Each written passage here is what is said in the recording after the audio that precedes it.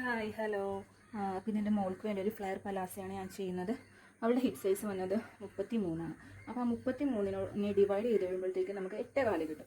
8.25 കൂടെ കുറച്ച് ലൂസും കൂടി ആഡ് ചെയ്ത് 1.5 ഇഞ്ച് ലൂസ് ആഡ് ചെയ്യുമ്പോഴത്തേക്കും 9.25 കിട്ടും. അപ്പോൾ 9.25 നമുക്ക് അവളുടെ ഹിപ്പ് സൈസ് വന്നത്. എന്നാൽ നമുക്ക് ചെറിയൊരു തയ്യൽ തുമ്പും കൂടി വേണം. അപ്പോൾ 9.25 കൂടെ അരയിഞ്ച് ആഡ് ചെയ്യുക. അരയിഞ്ച് ആഡ് ചെയ്യുമ്പോഴത്തേക്കും 10.25 കിട്ടും. അങ്ങനെ 10.25 വെച്ചാണ് നമ്മൾ അവരുടെ ഹിപ്പ് സൈസ് അടയാളപ്പെടുത്താൻ പോകുന്നത്.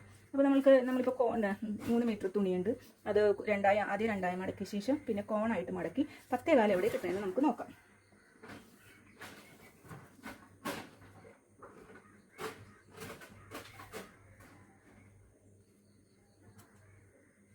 അങ്ങനെ നമുക്കിവിടെ 10.25 കിട്ടിയിരിക്കുകയാണ്. അപ്പോൾ 10.25 നമുക്കൊന്ന് വരച്ച് നേരെയാക്കാം.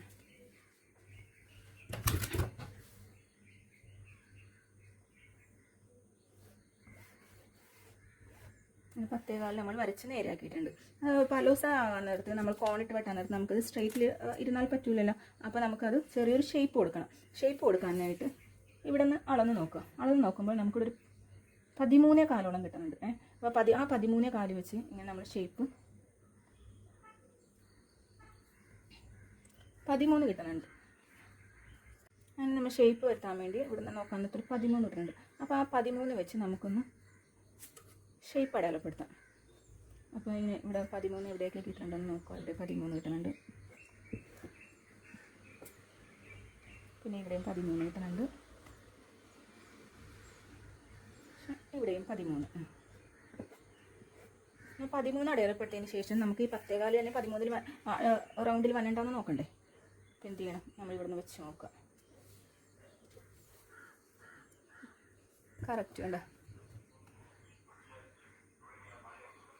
കറക്റ്റ് നമ്മൾ ഷേപ്പ് അളന്ന് കഴിയുമ്പോഴത്തേക്കും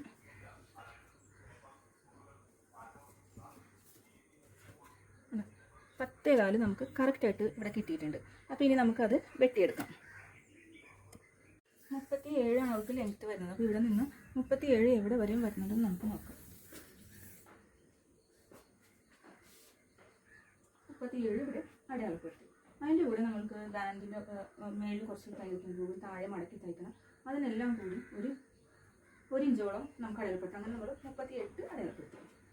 പിന്നെ എല്ലാ സൈഡിൽ നിന്നും 38 കിട്ടാനായിട്ട് വെച്ച് നമ്മൾക്ക് അടയാളപ്പെടുത്താം.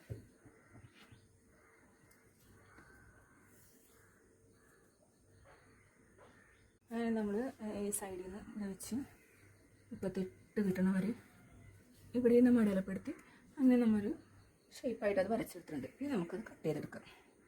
കട്ട് ചെയ്തെടുത്തപ്പോൾ നമ്മുടെ ഒരു സൈഡിൽ കുറച്ച് തുണി കുറവാണ്. അപ്പോൾ നമ്മൾക്ക് അതിലൊരു പീസ് ജോയിൻറ്റ് ചെയ്തെടുക്കാം. ഈ ഒരു പീസ് ജോയിൻറ്റ് ചെയ്യേണ്ട ആവശ്യമുണ്ട്. അപ്പോൾ ഇത് കുറച്ചധികം തുണി വന്നേക്കുന്നതുകൊണ്ട് നമുക്ക് എളുപ്പത്തിൽ അത് എങ്ങനെ ജോയിൻറ്റ് ചെയ്യണമെന്നുള്ളൊരു ഐഡിയ ഞാൻ പറഞ്ഞുതരാം. ഞാനിങ്ങനെയാണ് ചെയ്തെടുക്കുന്നത്. നമ്മൾ എന്തെടുക്കും? ആദ്യത്തെ തുണി അത് മടക്കി വെക്കാം. മടക്കി വെച്ചതിന് ശേഷം നമുക്ക് ആ ജോയിൻറ്റ് ചെയ്യണതിന് അത്ര നീളത്തിൽ ഒരു 1/2 ഇഞ്ച് മേളിലോട്ട് കയറ്റി തുണി വിരിച്ചെടുക്കുക. അതിനുശേഷം ജോയിൻറ്റ് ചെയ്യാനുള്ള തുണി നമ്മളിങ്ങനെ ഇട്ട് കൊടുത്തിട്ടുണ്ട്. അതിനുശേഷം എന്തെടുക്കണം? നമ്മുടെ ഈ മേളിലുള്ള തുണി ഇതിൻ്റെ പുറത്തേക്ക് വിരിച്ചിട്ട് കൊടുക്കുക. വിരിച്ചിട്ട് കഴിയുമ്പോഴത്തേക്ക് നമുക്ക് കറക്റ്റായിട്ട് ഒരു വളവോ തിരിവോ ഒന്നും കൂടാതെ നമുക്ക് ഈ ഷേപ്പ് വരച്ചെടുക്കാൻ സാധിക്കും. അങ്ങനെ നമ്മൾ അറ്റം വരെ ഇത് വരച്ചെടുക്കുക. വരച്ചെടുത്തതിന് ശേഷം ഇത് കട്ട് ചെയ്തെടുക്കുക. അപ്പം ഇത് നമുക്കൊരു സിമ്പിളായിട്ടുള്ളൊരു മെത്തേഡാണ് ഞാൻ പറഞ്ഞത്. ഇങ്ങനെയാണ് യൂസ് ചെയ്യുന്നത്. ഞാനിപ്പോൾ ഇങ്ങനെ വരച്ച് കഴിയുമ്പോഴത്തേക്കും നമുക്ക് അത് കറക്റ്റായിട്ട് കിട്ടും. ഒരു ഇത്തിരി ഇറങ്ങോ കയറുകയോ ഒന്നും ചെയ്യേണ്ട. പിന്നെ ലാസ്റ്റ് നമ്മൾ വെട്ടേണ്ട ആവശ്യങ്ങളൊന്നും വരില്ല. എന്നുവെച്ചാൽ ആ മേളിലത്തെ തുണിയോട് തന്നെ ചേർന്ന് കറക്റ്റായിട്ട് നമുക്കിത് വെട്ടിയെടുക്കാം. നമ്മൾ ജോയിൻ ചെയ്യാനുള്ള പീസ് വെട്ടിയെടുത്ത് ഉണ്ട്. 2 തുണിയും നമുക്ക് നല്ല കറക്റ്റായിട്ട് തന്നെ കിട്ടിയിരിക്കുന്നത്. അപ്പോൾ നമുക്ക് ക്രോസ് ഏരിയ കട്ട് ചെയ്യാം. ക്രോസ് ഏരിയ ഞാൻ പഠിച്ച രീതി അനുസരിച്ച് ക്രോസ് ഏരിയ കട്ട് ചെയ്യാൻ വേണ്ടി 37 കൂടെ 4 ഇഞ്ച് കൂട്ടിയെടുക്കുക. 4 ഇഞ്ച് കൂട്ടുമ്പോൾ നമുക്ക് 41 കിട്ടും.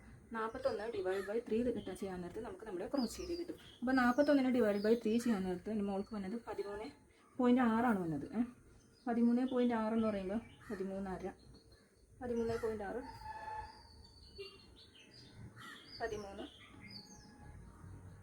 13.5 നമുക്ക് അടയാളപ്പെടുത്താം. അതിനുശേഷം ഇവിടെ നിന്നൊരു 3 ഇഞ്ച് അടയാളപ്പെടുത്തുക. 3 ഇഞ്ചിലേക്ക് നമുക്കൊരു ലൈൻ വരക്കാം.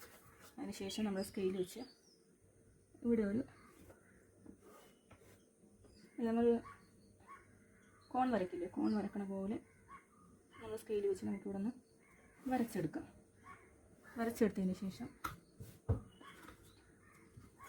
3 ഇഞ്ച് ഇവിടെയും കയറ്റി ചെറിയൊരു ലൈൻ. അപ്പോൾ നമുക്ക് ചെറുതായിട്ട് അധികം ഷേപ്പൊന്നും ഇല്ലാതെ ചെറുതായിട്ട് നമ്മൾ ക്രോച്ച് ഏരിയ വരച്ചെടുക്കാം. അപ്പോൾ നമുക്ക് ക്രോച്ച് ഏരിയ സിമ്പിളായിട്ട് നമുക്ക് കണ്ടുപിടിക്കാം ഈ മെത്തേഡ് ഉപയോഗിച്ചിട്ടുണ്ടെങ്കിൽ.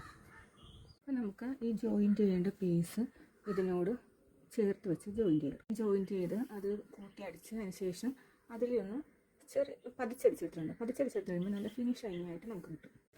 നമുക്ക് ക്രോച്ച് ഏരിയ നമുക്ക് കൂട്ടിയെടുക്കാം. നമ്മുടെ ഫ്ലെയർ പലാസയുടെ ഫൈനൽ ലുക്ക്. ഇത് നല്ല ഫ്ലെയർ ഉണ്ട്. സ്കേർട്ടാണെന്ന് തോന്നും. എന്നാൽ പാൻ്റ് ആയിട്ടും പലാസ ആയിട്ടും നമുക്ക് യൂസ് ചെയ്യാം. നല്ല ക്രോപ്പ് ടോപ്പൊക്കെ ഉപയോഗിച്ചിട്ടാൽ നല്ല അടിപൊളിയായിരിക്കും. അപ്പോൾ നിങ്ങൾക്ക് ഇഷ്ടപ്പെട്ടെങ്കിൽ ലൈക്ക് ചെയ്യണം, ഷെയർ ചെയ്യണം, സബ്സ്ക്രൈബ് ചെയ്യണം. Okay, Tata, bye bye.